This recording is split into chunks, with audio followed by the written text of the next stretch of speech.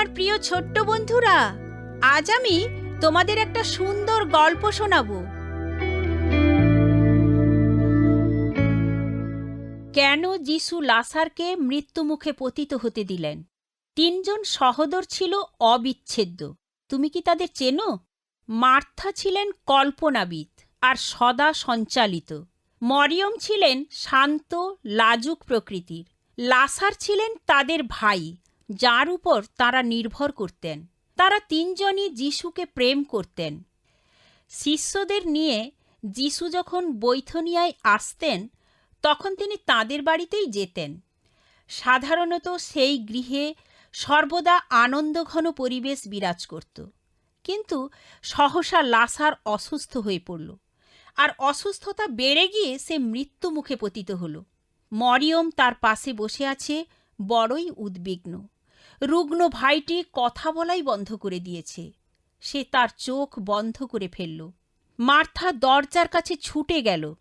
দেখতে পেল তার ভাইয়ের বিবর্ণ মুখমণ্ডল। মরিয়ম, এভাবে চলতে দেয়া যায় না। একমাত্র যিশুই রক্ষা করতে পারেন। এখনই আমি তার কাছে খবর পাঠাতে যাচ্ছি। ঊর্ধ্বশ্বাসে ছুটে গিয়ে বার্তাবাহক প্রভু যিশুকে জর্দন নদীর কাছে খুঁজে পেল।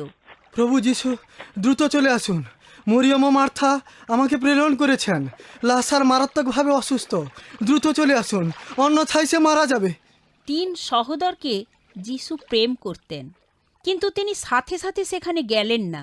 তিনি যেখানে ছিলেন সেখানেই শিষ্যদের সাথে থেকে গেলেন, আর কয়েকটা দিন দেরি করলেন। এসো, আমরা সবাই যাই। লাসার ঘুমিয়ে পড়েছে, আমি গিয়ে তাকে জাগাবো। যদি তিনি ঘুমিয়ে থাকেন তবে তিনি পুনরায় ভালো হয়ে উঠবেন। ঘুমানো শব্দ দিয়ে আমি বুঝাতে চেয়েছি লাসারের মৃত্যু হয়েছে। মৃত্যু? আমি আনন্দিত এই কারণে যে আমি সেখানে ছিলাম না, আর সে কারণে তোমরা আমার উপর আস্থা স্থাপন করতে শিখবে। আসলে যে কি ঘটনা ঘটে চলেছে তা শিষ্যগণ আদৌ বুঝতে পারল না। লাসারের মৃত্যু হয়েছে, আর যিশু তাতে আনন্দিত হলেন। এমন পরিস্থিতিতে কি করে তার উপর আস্থা, বিশ্বাস, নির্ভরতা রাখা চলে? যিশু কি বোঝাতে চেয়েছেন? যদি মারাত্মক কোনো ঘটনাও ঘটে যায়, তখনও যিশুর উপর কি করে আস্থা রাখা চলে? কেউ কিছু না বুঝলেও কি যিশুর উপর বিশ্বাস রাখা সম্ভব? লাসারকে কবর দেওয়া হয়ে গেছে।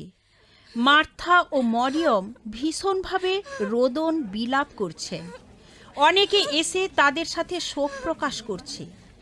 তারা তাদের দুই বোনকে সান্ত্বনা দিতে সাধ্যমতো চেষ্টা করছে। এবার আমি তোমাদের একটি ক্ষুদ্র দায়িত্ব দেব। এ প্রশ্নের জবাব দিতে চেষ্টা করো। তোমার প্রার্থনার জবাব যিশু তাৎক্ষণিক যদি না দেন এবং তোমাকে যদি তিনি সাহায্য না করেন, তখন তুমি কি করবে?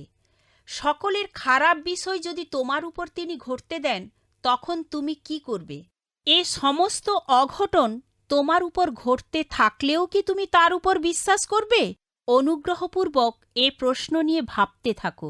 মনে রাখবে, পরবর্তী নাটকে এ বিষয়ের বর্ণনা চলতে থাকবে। বাই বাই ছোট্ট বন্ধুরা, আমি অতসী। তোমাদের প্রশ্নের উত্তর পেতে চিঠি লেখো। অল ইন্ডিয়া মসি জামাত, পোস্টবক্স নম্বর 6079, West Patelnagar, new Delhi 110008, India.